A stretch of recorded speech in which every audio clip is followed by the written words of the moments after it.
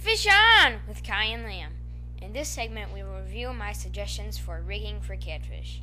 I'll share my suggestions for baits, rods, and other necessities. I hope you enjoy it. First, let's talk about rods. Rods vary for most types of fishing.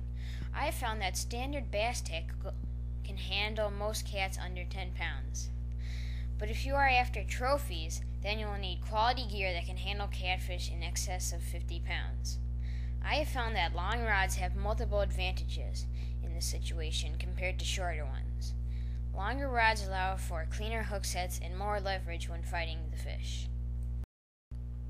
For hooks, I like circle hooks better than J hooks.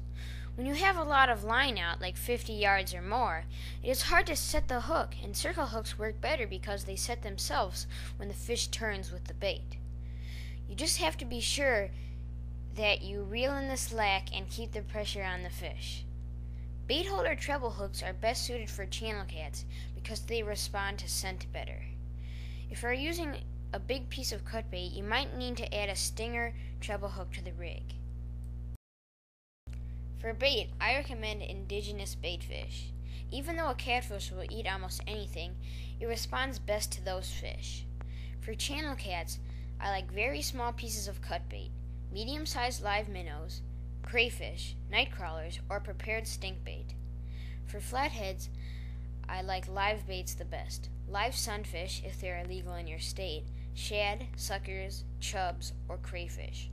But a flathead will not hesitate to take a fresh piece of cut bait also. For blue cats, I like to use very large pieces of cut bait. They are the best. Almost any cut bait will work, but the best are shad, mackerel, skipjack herring, and sunfish.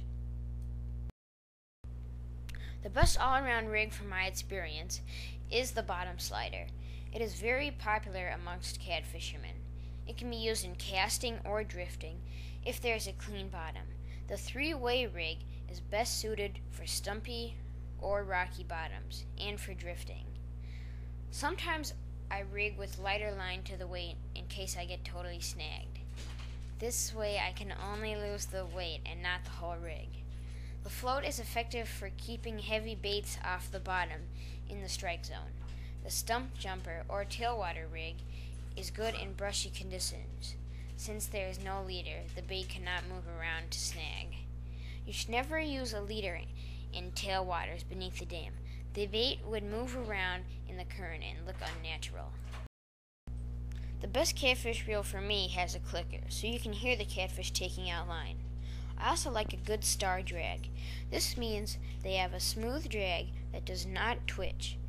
This is really important when you're fighting a large cat. I hope you find this helpful.